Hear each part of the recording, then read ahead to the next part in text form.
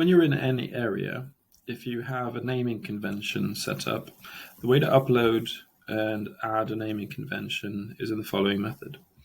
Select the standard upload files option.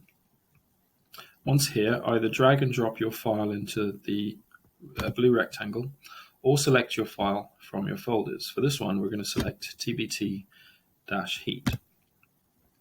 Once the file's loaded, as you'll see in the uploading file section, select the blue upload button.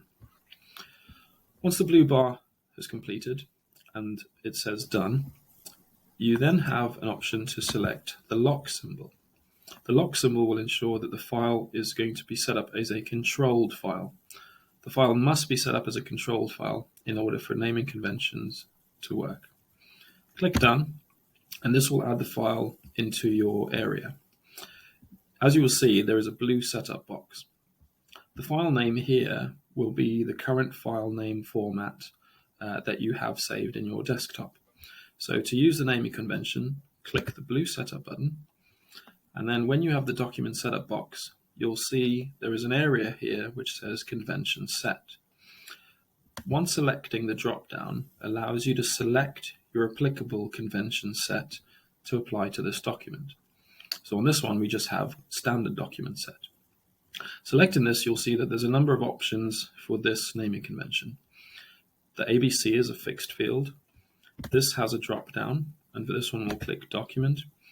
There is an auto-generated number, and we're also asked to give the document a description.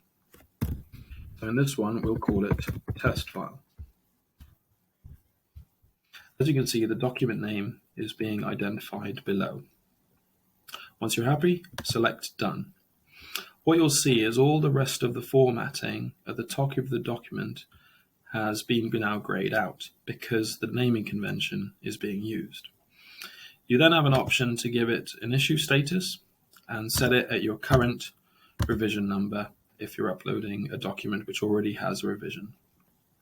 Below, you'll see the uncontrolled and controlled, so you want to leave it controlled, and then set up your review settings, and below that, your revision update settings. So whether you want all people to be notified and whether you want read and understood task to be selected at the end.